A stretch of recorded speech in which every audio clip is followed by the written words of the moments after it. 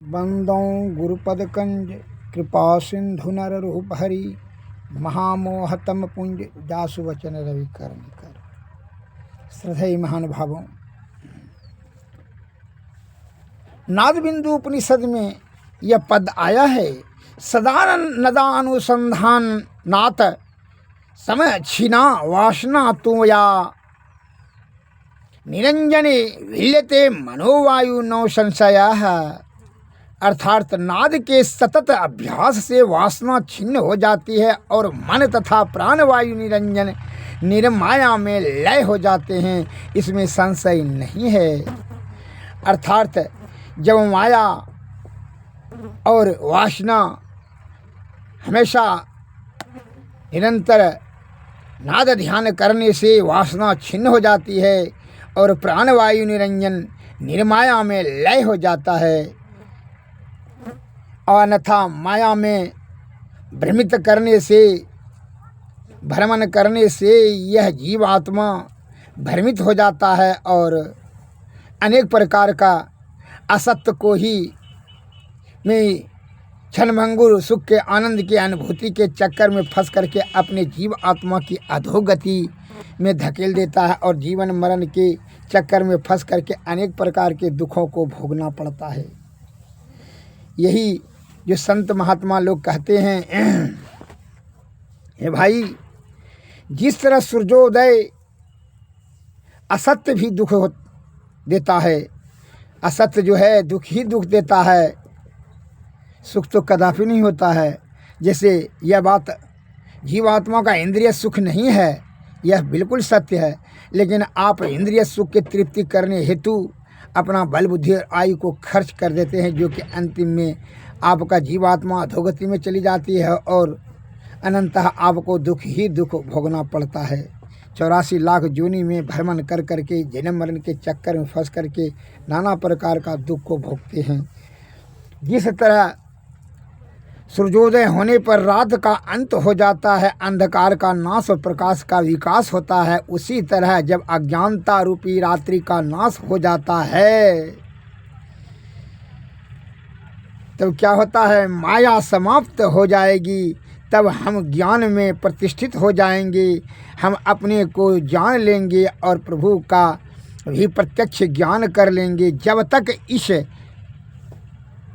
हम अपने को नहीं जानेंगे, प्रभु को नहीं जान सकेंगे।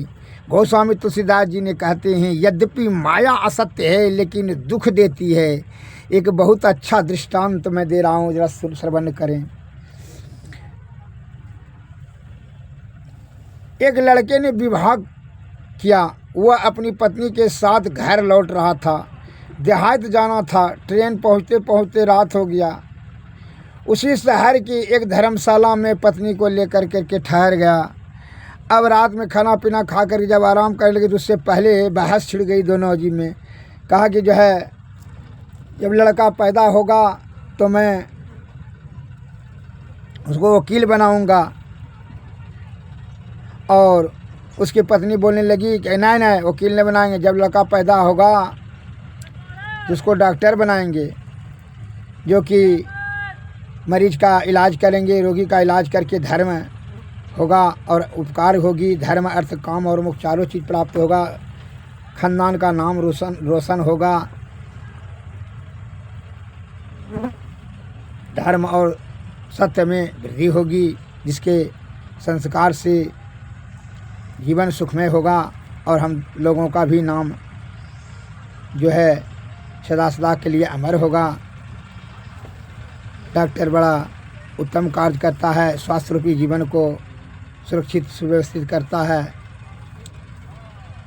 संसार में स्वास्थ्य बढ़ कर के कुछ नहीं है।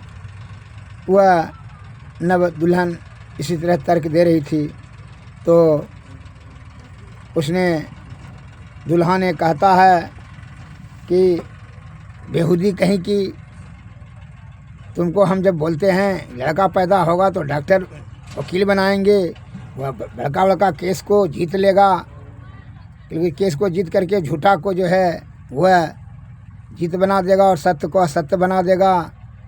वह गबर गबर झूठ बोलता है, झूठ सच को झूठ, झूठ को सच बनाता है वकील यही सब करता है, उल्टा पुल्टा काम, हेरा फेरी वाला काम, जिससे कि सत्य की हानि होती है।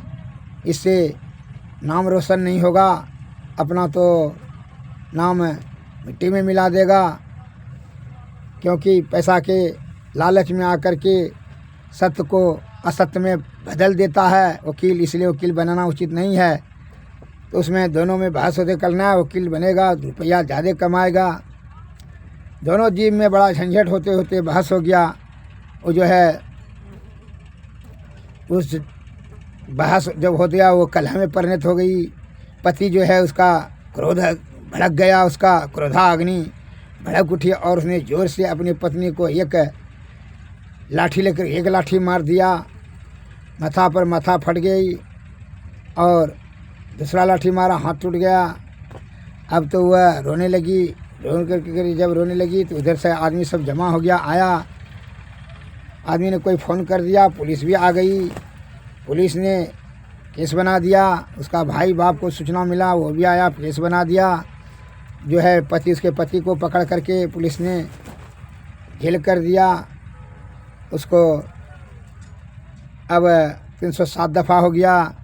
उससे पत्नी जो है वह मैके चली गई अपने भाई बाप के साथ में। एवं प्रकार से 12 बरस के बाद केस खुला। जज साहब ने कहा ठीक है, किस बात का झगड़ा है? तो कैद में जो था 12 बरस तक जेल में उसको रहना पड़ा। केस खुलने वाला ही कोई नहीं था, क्या खुलेगा? 12 बरस के बाद केस खुला। वकील साहब ने, जज साहब ने पूछा किस बात का झगड़ा हो रहा है? कहा कि देखिए, उसकी पत्नी भी आई, बोलने लगी, गवाह देने लगी कि इसने हमको मार करके कपाड़ भांग दिया, हाथ तोड़ दिया। क्योंकि किस बात का कलह हुआ, कारण क्या कलह था? कलह का कारण यही था कि जब हम बोलें कि लड़का जब होगा तो हम उसको डॉक्टर बनाएंगे, और ये बोला कि वकील बनाएंगे। इसी बात का बहस हो गया और बहस जो है कलह में परिणत हो गया। और कलह से कारण से इसका क्रोध बढ़ गया और ये हमको लाठी से मार करके कपाड़ भांग दिया और हाथ तोड़ दिया। कल अच्छा ठीक है, डॉक्टर बनेगा, देश का सेवा करेगा, लेकिन ये बोलता है वकील बने। वकील तो झूठ को सच, सच को झूठ बना देता है पैसा के लालच में। इसलिए हम इसको बोल रहे थे कि नहीं, बेटा पैदा होगा तो उसको डॉक्टर बनाएंगे। तो उसने कहा, पति ने, कि सर वकील बनेगा, पैसा जल्दी से जल्दी कमा करके धनवान हो जाएंगे, इसलिए हमने कहा रहे थे वकील बनेगा, केस जीतेगा। तो इस प्रकार से यह जो है बेहूदी हमसे जबान लड़ाने लगी, बहस करने लगी। इसलिए और चिल्ला चिल्ला करके हमको ऊँची आवाज़ में बोला, इसलिए क्रोध आ गया, इसने हमको मार दिया, हम इसको। कल का ठीक है, जो अच्छा लड़कवा को बोला तो जो तुम्हारा बेटा है उसको पूछ लें कि वह क्या बनना चाहता है, वकील बनना चाहता है कि डॉक्टर बनना चाहता है। तो दोनों पति पत्नी ने कहा, जज साहब अभी तो लड़का पैदा भी नहीं हुआ था, अभी तो बिदागरी करके हम दोनों जीव अपना घर ही जा रहे थे कि बीच में धर्मशाला में ही ठहरे रात होने की वजह से, और वहीं पर बहस करके झगड़ा हो गया, कलह हो गया, जो कि मारपीट हुई। वहीं से पुलिस ने पकड़ के हमको भीतर कर दिया। आज 10-12 बरस से के बाद केस खुला। हम तो वहीं जिले में रहें, कोई बेल कराने बिल्ला भी नहीं था हमारे परिवार में, हम ही थे अकेले। बूढ़ी माँ थी, क्या करेगी? सूचना आया बूढ़ी माँ भी मर गई। जज साहब ने यह बात सुना, बड़ा उनको चिंता हुआ, क्रोध भी हुआ और आश्चर्य भी हुआ। करके अरे बेटा जब पैदा ही नहीं हुआ है, मूर्ख कहीं का दोनों मूर्ख और अज्ञानी हो, अंधकारी, अज्ञान रूपी अंधकार में दोनों बौखला गया है, पागल हो गया है। अरे जब बेटा ही पैदा नहीं हुआ था तो पहले मारपीट काहे कर लिया? और उसको कपाड़ भांग करके तुमने जेल चला गया। ये भी मैके में जा कर के बेचारी विरह, पति का विरह दुख है झेलती रही, और तुम भी जेल में। मूर्ख कहीं का, जब बेटा पैदा होता तो बात बनाता, ख्वाब रचता, तू पहले ख्वाब रचता है। मूर्ख कहीं का भागो यहाँ से। केस खारिज कर दिया। अब जो है 12 बरस तक ऐसे ही समय बर्बाद हो गया। तब दोनों वहाँ से भगाया, कचहरी से दोनों को भगा दिया, स्त्री पुरुष दोनों को। इस प्रकार से दुर्गति विषय भोगी प्राणी का होता है कि व्यर्थ में अपना बल बुद्धि और आयु को खर्च कर देता है। अज्ञान रूपी अंधकार में भटक कर करके इंद्रिय सुख की तृप्ति करने के लिए और तृष्णा बढ़ा देता है, जिसके कारण से असंतोष से दुख उत्पन्न हो जाता है। इसलिए संत महात्मा लोग कहते हैं कि जीव आत्मा को जानो, जीव आत्मा को परमात्मा की प्राप्ति करने के लिए ही कार्य करना चाहिए। इसके लिए सद्गुरु के शरण में जाना अति अनिवार्य। उनकी कृपा से ही आप युक्ति जानेंगे, युक्ति से भक्ति, भक्ति से तभी मुक्ति होगा, अर्थात जीवात्मा को परमात्मा अर्थात सद्गति प्राप्त होगी, और तब ये जीवात्मा का कल्याण होगा। अन्यथा इंद्रिय सुख के तृप्ति करते करते इंद्रियों के विषयों से आसक्ति हो जाने के कारण से यह जन्म मरण के चक्कर में फंस करके अनेक प्रकार के दुख को भोगते रहता है, दुर्गति को में फंस जाता है। इसलिए संत महात्मा लोग कहते हैं कि अज्ञान रूपी अंधकार को नाश करने के लिए, ज्ञान रूपी प्रकाश में जाने के लिए सद्गुरु के शरण में जाना अति अनिवार्य है। संत महात्मा लोग कहते हैं 3 लोक 9 खंड में गुरु से बड़ा न कोई, अकर्ता जो ना करी सके गुरु करे सो, गुरु करे सो हो। श्री गुरु पद नख मणि गण ज्योति, सुमरत दिव्य दृष्टि होती। उसी प्रकार जीव माया बद्ध रहेंगे ये जीवात्मा, तो इसकी दुर्गति होती रहेगी। अज्ञान रूपी अंधकार में फंस करके माया को अपना सुख समझ लेता है, और जो जीवात्मा है उसकी सद्गति के लिए प्रयत्न नहीं कर पाता है। शास्त्र बता रहा है उपनिषद में, बुद्धिमान प्राणी मनुष्य होता है। मनुष्य को पिंड से आसक्ति त्याग करके ब्रह्मांड की खोज करना और उसकी तरफ बढ़ना, ये सर्वोपरि कार्य है और पुरुषार्थ भी है। यही काम करना चाहिए। जब तक कि विषय का त्याग, साधु की संगति, सत्संग, भजन, अध्यात्म का ज्ञान, सद्गुरु की चरणों की सेवा, उनकी सेवा से उनकी कृपा प्राप्त करके जुक्ति, जुक्ति से भक्ति, तभी उसकी मुक्ति होगी। अर्थात जीवात्मा को पहले अपने आप जानो और इसकी सद्गति के लिए तू सदैव प्रयत्न करो, तभी तुम्हारा जो है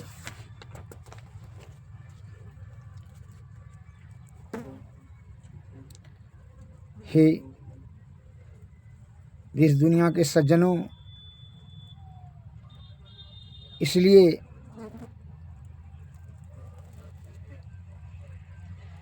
व्यर्थ के असत्य में फंस कर करके अपना जीवन और बल बुद्धि को खर्च करना नहीं चाहिए। यह सत्य जो है रूप रस गंध शब्द स्पर्श के चक्कर में फंस करके काम क्रोध मद मोह लोभ ईर्षा राग द्वेष के अधीन होकर करके आप इंद्रिय सुख को तृप्ति करने के लिए त्रय ताप, दैहिक दैविक भौतिक ताप संताप में फंस कर करके अपने सही समय को ख़त्म कर देते हैं, नष्ट कर देते हैं। इसलिए संत महात्मा लोग कहते हैं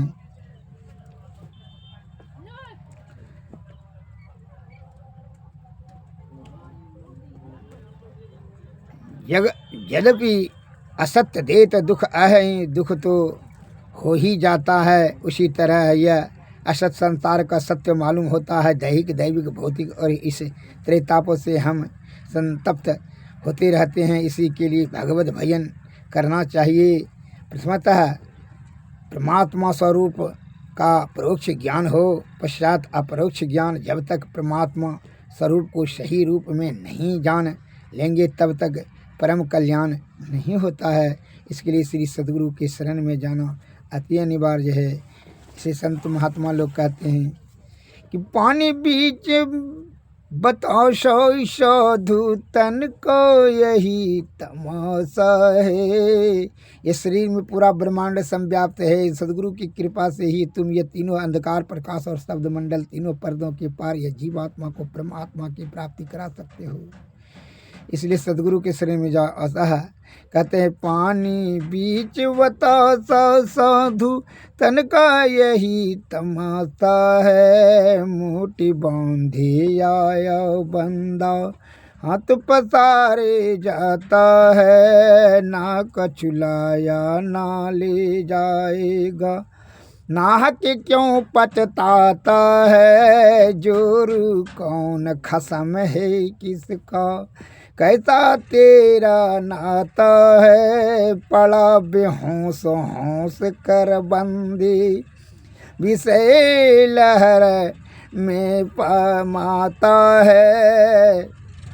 जोरू कौन खसम है किसका, कैसा तेरा नाता है। पड़ा बेहोश होश कर बंदी, विषय लहर में माता है। ज्यों ज्यों बंदी तेरी पलक परत हैं, त्यों त्यों दिन नगी चाहता है। नेक बदी तेरे संग चलेगी, अब सब झूठी बात है। प्राण तुम्हारे पाहुन बंदी, क्यों रिस ही ये कुहाता है। पलट दास बंदगी चूकई, बंदा ठोकर खाता है। पानी बीच साधु तन का यही तमाशा है। मोटी बांध आया बंदा हाथ पसारे जाता है। मौत निश्चित है, तू जान रहे हो, लेकिन तू नाना प्रकार का छल कपट प्रपंच कर करके इंद्रिय सुख को तृप्ति करने के लिए अपने बल बुद्धि और आयु को खर्च करते हो। ईश्वर प्राप्ति करने में तुम समय नहीं लगाते हो। संतों ने कहा भजन यातुरी कीजिए और बात में देर, और बात में देर। जगत में जीवन थोड़ा, मानुष तन धन जात गोड़ धरि को निहोरा। कांच महल के बीच पवन एक पंछी रहता, 10 दरवाजा खुला उड़न को नित उठ चाहता। भज लीजिए भगवान यही में भल है अपना, आवागमन छुटी जाए जन्म की मिटे कल्पना। पलटू अटक न कीजिए 84 घर फिर, भजन यातुरी कीजिए और बात में देर। लिए कुल्हाड़ी हाथ में मारत अपने पाँव, भारत अपने पाय पूजत है देवी देवा। सतगुरु संत विसारी करे भूतन की सेवा।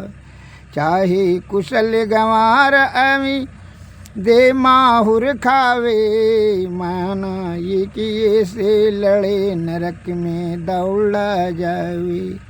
पोड़े जल के बीच हाथ में बांधे, रसरी परे भरम जाय ताही को कैसे पकड़ी।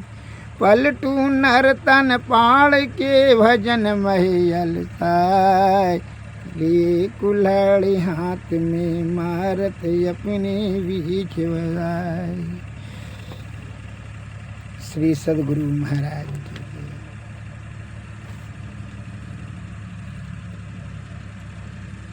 नहीं मुख राम गाओगे, दुख आड़ा पाओगे। नहीं मुख राम गाओगे, आगे दुख बड़ा पाओगे। राम बीन कौन तरेगा, पकड़ जैम दूत मारेगा।